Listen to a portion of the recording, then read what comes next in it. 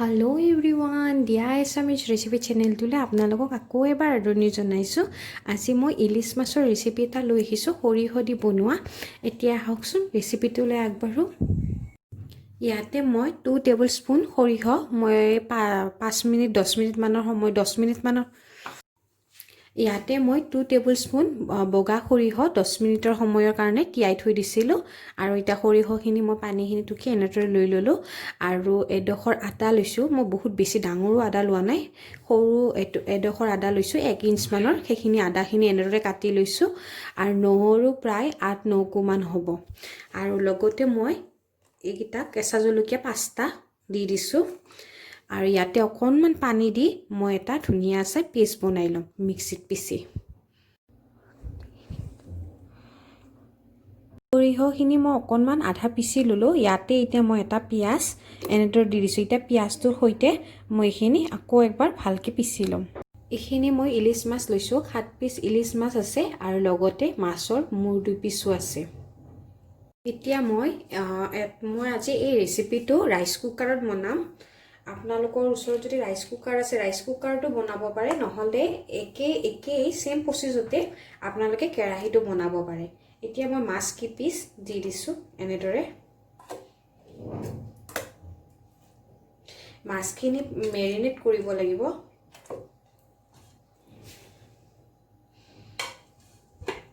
যিখিনি মই সৰিয়হ এনেদৰে পিচি থৈ দিছিলো এইখিনি মছলাখিনি গোটেইখিনি একেলগে দি দিছো।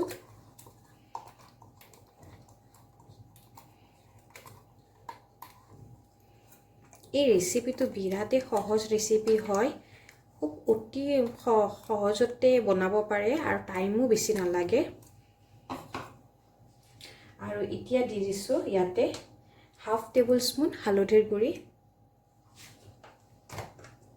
আৰু নিমখটো সোৱাদ অনুসৰি দিছো আৰু লগতে মই দিছো এইখিনি হৈছে মিট মছলা 1/2 টেবুলস্পুন আৰু 1/2 টেবুলস্পুন চিকেন মছলা আৰু মই এটা পিয়াজ এনেদৰে স্লাইস কৰি কাটি লৈছিলো, সেই পিয়াজটো দি দিছো আৰু লগতে দিছো সৰিয়হ। এই ৰেচিপিটোত সৰিয়হৰ তেলেই মেইন ইনগ্ৰেডিয়েন্টস হয়। মেইন বস্তুটোৱে হৈছে সৰিয়হৰ তেলতে বনাই এই ৰেচিপিটো আৰু সৰিয়হৰ তেলত বনালেই খাবলৈ খুব সোৱাদ হয়। এতিয়া মই এই গোটেইখিনি সানি লম।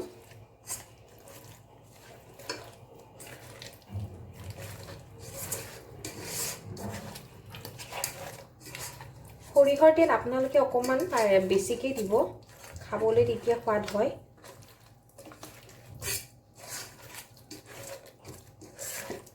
এইখিনি ধুনীয়াকে সানি লম।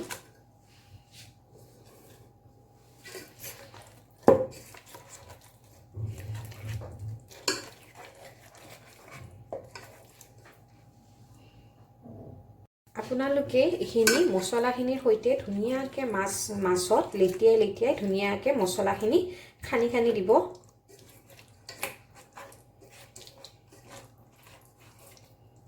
ইয়াতে মই তেল আৰু অলপ দি দিছো।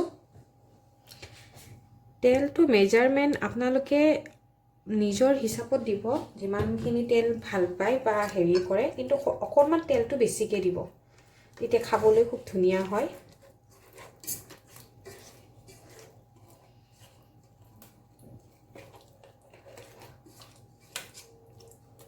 ইয়াতে আৰু অকণমান তেল দি দিছো।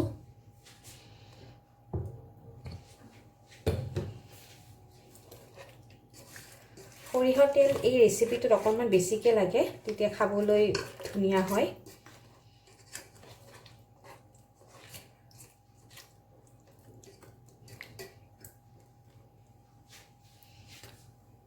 মোৰ খানা হৈ গৈছে। মই ইয়াতে এটা বিলাহী এনেদৰে স্লাইস কৰি কাটি লৈছিলো, সেই বিলাহীটো মই ওপৰে দি দিছো। আপোনালোকে এই ৰেচিপিটো মই অকল সৰিয়হ দিও বনাব পাৰি, কিন্তু মই সৰিয়হ দি অকল কিয় নবনাও, কাৰণ কিয় সৰিয়হটো খালে অকণমান গেছ হয়। সেই গতিকে মই ইয়াতে মছলা দি এড কৰি এনেদৰে বনাও। এনেদৰে বনালে তেতিয়া গেছ নহয় খাবলৈ গেছ নকৰে আৰু ভাল লাগে খাবলৈ খুব ধুনীয়া হয় ইয়াতে এতিয়া মই অকণমান হাফ টেবুল স্পুনতকৈ অকণমান কম চেনি দি দিছোঁ চেনিটো দি দিলে মছলাখিনি যিখিনি মছলা দিছোঁ সৰিয়হ সেই গোটেইখিনি বেলেঞ্চ কৰে সেই গতিকে চেনিখিনি দি দিছোঁ আপোনালোকে এই ৰেচিপিটো এনেদৰে এবাৰ বনাই খাই চাবচোন বিৰাতে ভাল লাগে এতিয়া এইখিনি মই বনাবলৈ আৰম্ভ কৰোঁ এইখিনি এনেদৰে দি আপোনালোকে আৰু লৰচৰ নকৰিব মাছখিনি এনেদৰে পাতি দিব পাতি দি এতিয়া এইখিনি বনাব এতিয়া মই এইখিনি ৰাইচ কুকাৰত দি দিছোঁ ৰাইচ কুকাৰটো অন কৰি দিছোঁ আৰু ঢাকোনখন বন্ধ কৰি দিছোঁ দি কেনে মই এতিয়া এইখিনি প্ৰায় 1 মিনিটমান সময় এনেদৰে বনাম পিছত মই পানী দিম আপোনালোকে এই ৰেচিপিটো কেৰাহীটো বনাব পাৰে এনেকৈ ৰাইচ কুকাৰ থাকিলে ৰাইচ কুকাৰত বনাব বা ৰাইচ কুকাৰ নাথাকিলে কেৰাহীটো বনাব কেৰাহীত বনালেও একেই সেম প্ৰচেছত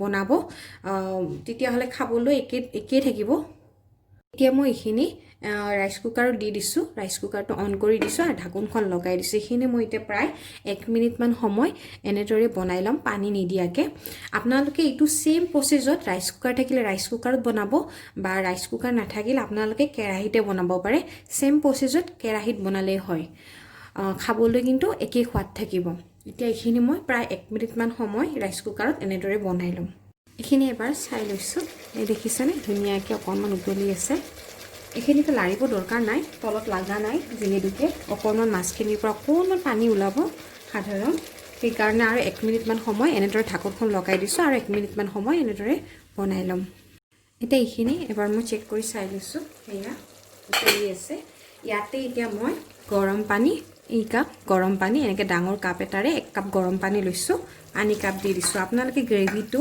যিমানখিনি ৰাখে সেই হিচাপত পানী এড কৰি দিব পাৰে খুব বেছিকৈ পানী দিলেও ভাল নালাগে খাবলৈ মই 1 কাপ গৰম পানী দি দিছোঁ দি কাষে কাষে দি লাহেকৈ খুব সাৱধানে এবাৰ এনেদৰে লাৰি দিছোঁ যাতে মাছখিনি তলত লাগি নধৰে এতিয়া ঢাকোনখন বন্ধ কৰি দিছোঁ এইখিনি প্ৰায় এতিয়া 5 মিনিটমান সময় এনেদৰে বনাই ল'ম আপোনালোকে পানীখিনি দিয়াৰ পিছত ঢাকোনখন যেতিয়া বন্ধ কৰি দিব তেতিয়া 5 মিনিটমান সময়ৰ কাৰণে একেবাৰে লৰচৰ কৰি নাচাব আপোনালোকে ঢাকোনখন খুলি কাৰণ কিয় এইটো ভাপত দিয়া ৰেচিপি হয় আপোনালোকে কেৰাহীতে বনাওক বা ৰাইচ কুকাৰতে বনাওক আপোনালোকে যেতিয়া ঢাকোনখন বন্ধ কৰি দিব তেতিয়া 5 মিনিটমান সময়ৰ কাৰণে আপোনালোকে একদম লৰচৰ নকৰিব 5 মিনিট হৈ গ'ল এতিয়া মই ঢাকোনখন এবাৰ গুচাই চাই লৈছোঁ এয়া দেখিছেনে খুব ধুনীয়াকৈ উতলি আছে এইখিনি এতিয়া মই লৰচৰ নকৰোঁ আৰু মই এইখিনি আৰু প্ৰায় 5-10 মিনিটমান সময় এনেদৰে ঢাকোনখন বন্ধ কৰি